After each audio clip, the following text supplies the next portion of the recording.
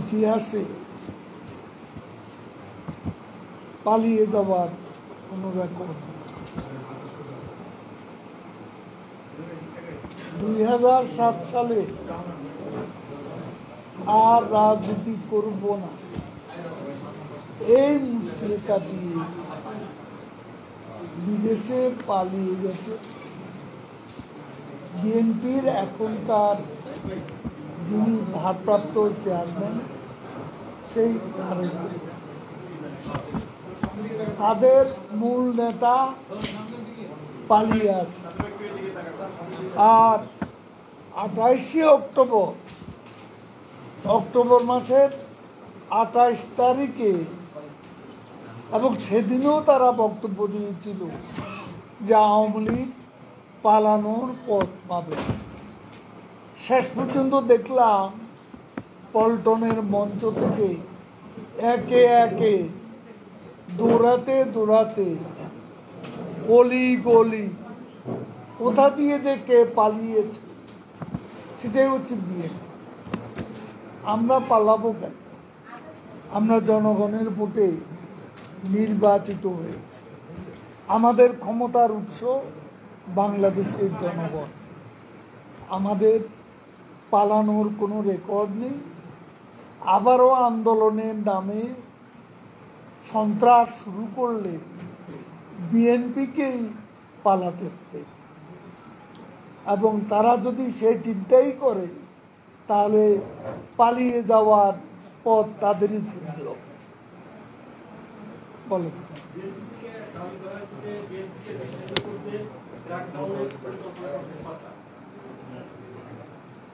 বিএনপিকে নিশ্চিহ্ন করার জন্য আওয়ামী লীগের দরকার, সরকারেরও কোনো প্রয়োজন। বিএনপি নিজেরা যে নেতিবাচক রাজনীতি, সেই তাদের নেতিবাচক রাজনীতি তাদের নিশ্চিহ্ন করার জন্য যথেষ্ট।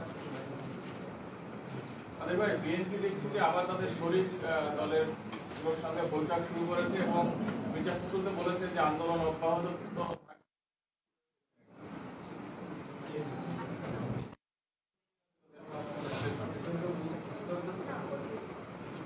তারা আন্দোলন করবে, শরিকদের সাথে বসবে, সেখানে আমাদের কোনো বক্তব্য নেই। তারা যদি রাজনৈতিকভাবে এগোতে চায় তাহলে আমরা রাজনৈতিকভাবেই পরিস্থিতি মোকাবিলা করি। আর তারা যদি সন্ত্রাস, অগ্নিসন্ত্রাস নিয়ে রাজপথে নামে তাহলে আমরা মোকাবিলার জন্য প্রস্তুত আছি। সেটাও আমাদের উদ্ভূত পরিস্থিতি বলে দেবে কখন কিভাবে তাদেরকে ফেস করতে হবে, সেটা এ মুহূর্তে বলতে চাই। বৈঠক করছে, মানে বৈঠকগুলো এমন ভাবে করছে যে মার্কিন সহকারী পররাষ্ট্রমন্ত্রী আসবেন, তার আগে করছেন, আন্দোলনের কথা বলছেন। তো সেটা কি তাদের একটা শক্তির জায়গা নাকি যে যেহেতু মার্কিন সরকারের পররাষ্ট্রমন্ত্রী আসবেন?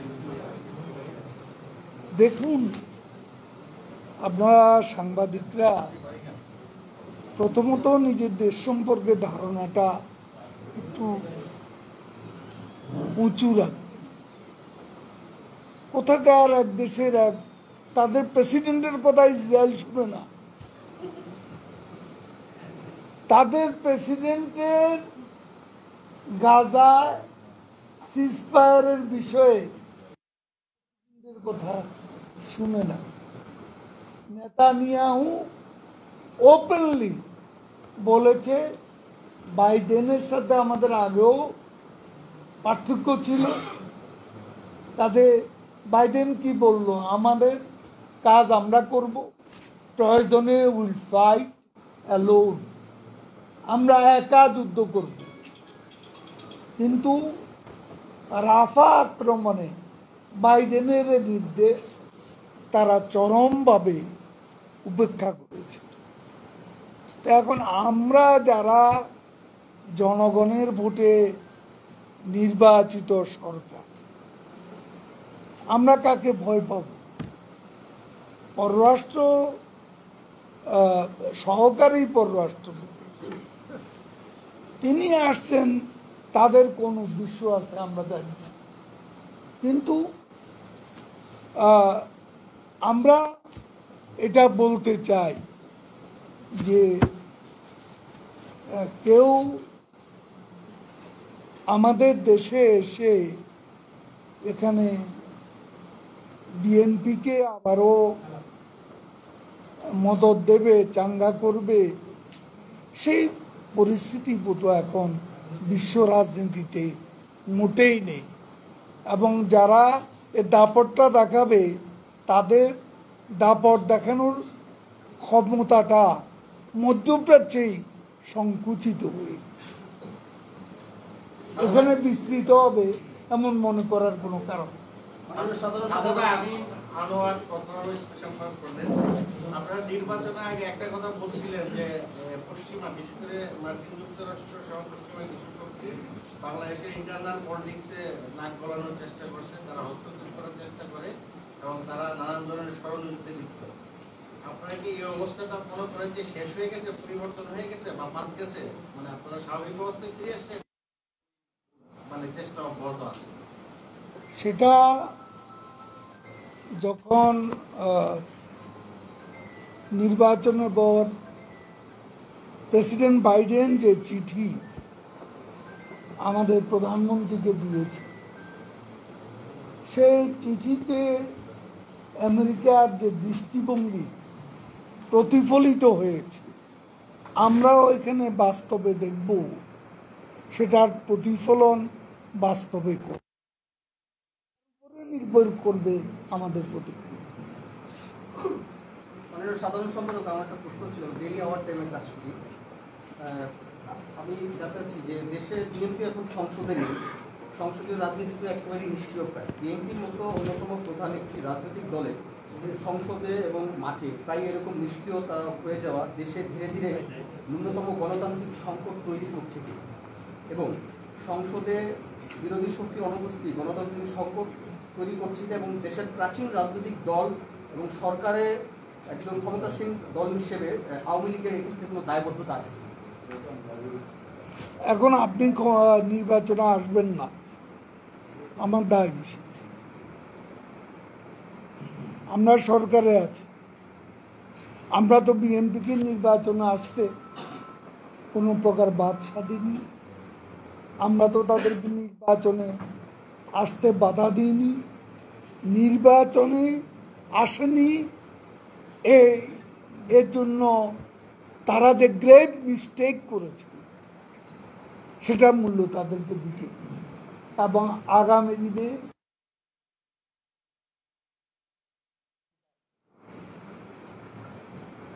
আওয়ামী লীগের যে আদর্শিক জোট ছিল 14 দলীয় জোট, আমরা অনেকদিন ধরে দেখতেছি 14 আমাদের সেই জোট কি আছে নাকি?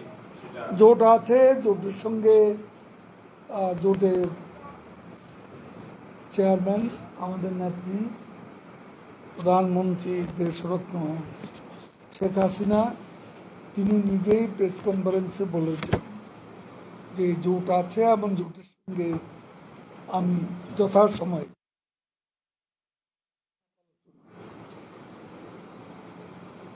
Thank you.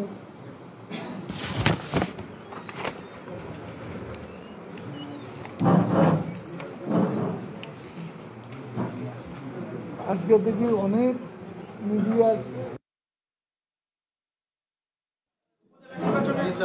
নির্বাচন প্রথম ধাপ তো শেষ হলো, আশানুরূপ ছিল কিনা ভোটার উপস্থিতি? আর গতকাল আপনাদের সভাপতি মন্ডলীর সদস্য একজন বলেছেন যে বস্ত্র পাটমন্ত্রী, উনিও বলেছেন সচিবালয় যে যারা মাঠের আন্দোলনে সংগ্রামে উঠে এসেছে তারা যদি মন্ত্রী স্বজন হয় তাহলে তাদের কোনো নির্বাচনে বাধা নেই। এমন ক্ষেত্রে অনেকেই তো আপনাদের ডাকে, কেন্দ্রের ডাকে সাড়া দিয়ে তারা বসে পড়েছে। এখন আবার এই কথা বললে একটা হতাশা কাজ করে নাকি যারা বসে পড়লো তাদের মধ্যে? না, এটা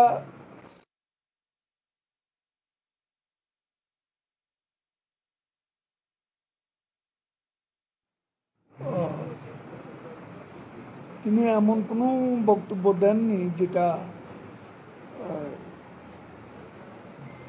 নির্বাচনে অংশগ্রহণকারী স্বজনদের উৎসাহিত করতে পারে। এটা তার বক্তব্যে ছিল বলে আমার মনে হয় না, আমি নিজেই পড়েছি। উড়ে এসে ঘুরে বসে এই কথাটা বলেছে তাদের ক্ষেত্রে।